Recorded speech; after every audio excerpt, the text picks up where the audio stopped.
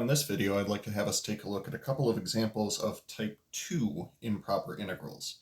This is where one of the bounds is going to run up against a vertical asymptote. So first one for us to consider is going to be the definite integral from 0 to 1 of the natural log of x dx. As a quick reminder, for those who don't remember what the graph looks like, y equals the natural log of x, has a vertical asymptote located at x is equal to 0, and then increases slowly thereafter. So for us to consider the definite integral from 0 to 1 of the natural log of x, we would have to consider the region that sort of abuts the bottom side of the y-axis here. So as such, first thing we're going to do is express this thing as a limit. Now this is going to be the limit as the lower bound is the thing creating the infinity this time, so I'm going to use capital T down there. However, we need to make sure that this lower bound doesn't actually cross the asymptote, which is why we're going to express it merely as a one-sided limit. So t is going to be allowed to approach 0, but only from the right-hand side. This actually goes back to the domain as well of the natural log function. Natural log function is only defined for values of x that are greater than 0. That's why we need to make sure that our value of t is only greater than 0, not greater than or less than 0. Now, in its current form, to integrate a natural log function, we are going to want to use integration by parts, since logarithmic is technically one of the things that we would look for. So, according to the integration by parts hierarchy, we are selecting u, and then whatever we don't select as u, that will be our dv. Now, given that we only have logarithmic present, that will be our u. U will be the natural log of x. Everything else will be our dv. Differentiating the u will give us du. Derivative of the natural log of x, dx, is going to be 1 over x times dx. And the integral of dx will give us our v. And according to the integration by parts formula, this is going to be equal to, once again, limit is capital T, approaches 0 from the right-hand side, u times v. So it'll be x times the natural log of x, going from lower bound t to upper bound 1, minus the integral from lower bound t to upper bound 1 of v times du. So x times 1 over x dx. And we'll toss this whole thing inside brackets so that we know that the limit as t approaches 0 from the right applies to all of that. Now at the next step, I'm not going to be doing any calculus. I'm simply going to be doing some algebra to get this into a slightly nicer form for us to try to integrate. Let's simplify the x times 1 over x and simply get 1 dx. That seems fairly straightforward for us to evaluate. So limit as t goes to 0 from the right of, it'll be x times the natural log of x minus x from lower bound t to upper bound 1. Now, once again, actually I'm not sure, I already said this. Let's go ahead and plug in our bounds first, and then we'll see what happens after that. So limit as t approaches 0 from the right of, this will be t times the natural log of t minus t, minus, and we'll plug in, that's already wrong, that's backwards.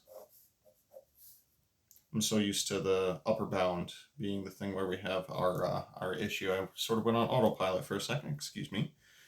Let's plug in our upper bound of 1 this time. So that'll be 1 times the natural log of 1 minus 1 minus, and then we'll plug in the lower bound of t. So then t times the natural log of t minus t.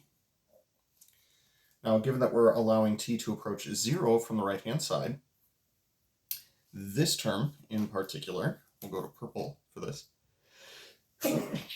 Excuse me. Oh, thank you. This thing is going to go to 0, so no worries there. One thing that we do need to worry about is this guy right here, because as t approaches 0 from the right-hand side, t will be approaching 0, and the natural log of t will be approaching negative infinity. As such, we're going to need to use L'Hopital's rule for this. So we're just going to do a quick aside over here, and we will consider the limit as capital T approaches 0 from the right of t times the natural log of t. Now, given that this is an indeterminate product, first thing we'll do is force a fraction.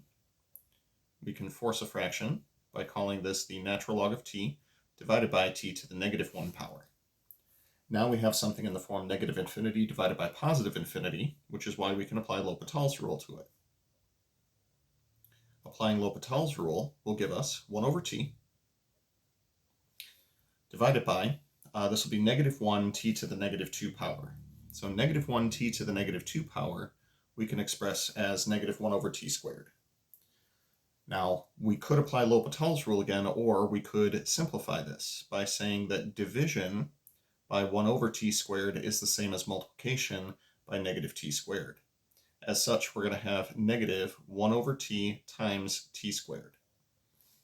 Simplifying as much as possible, we will get the limit as t approaches 0 from the right of negative t. Technically, that would be negative 0, but it doesn't really matter as far as what we're doing here. So, with all of that in mind, if we actually evaluate this limit, 1 times the natural log of 1 is 1 times 0, so this will become 0. We just showed that this limit is going to go to 0. We already know that this is going to 0, so final answer for this one is simply going to be negative 1.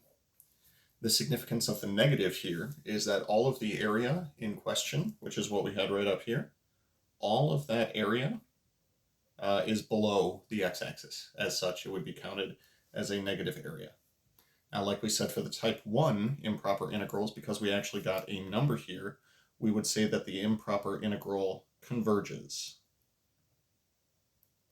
Or we would say that it is convergent. Either one of those is fine.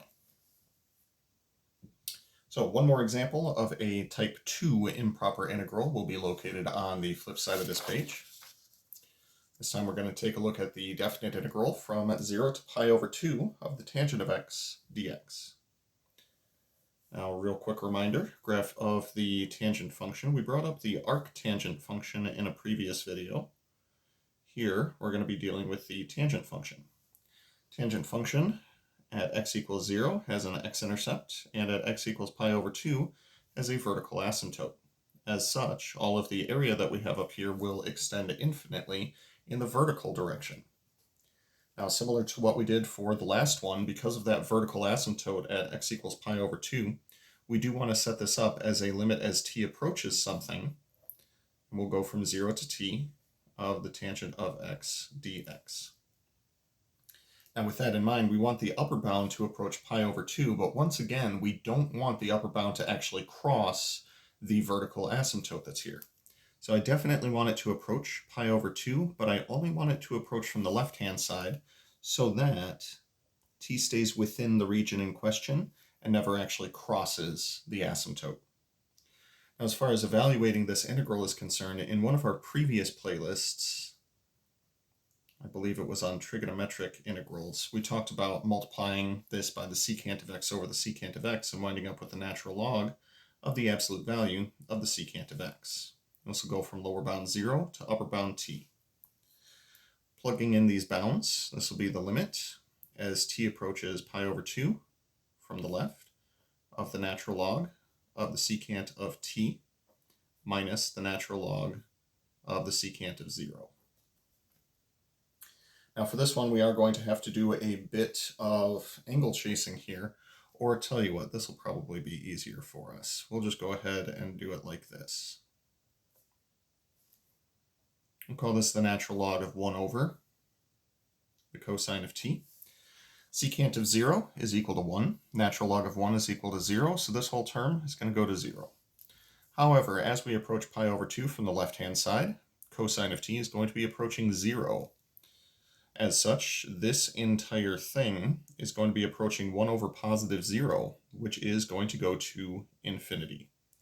As such, we can safely say that this improper integral is going to diverge due to the fact that it will approach an infinite area.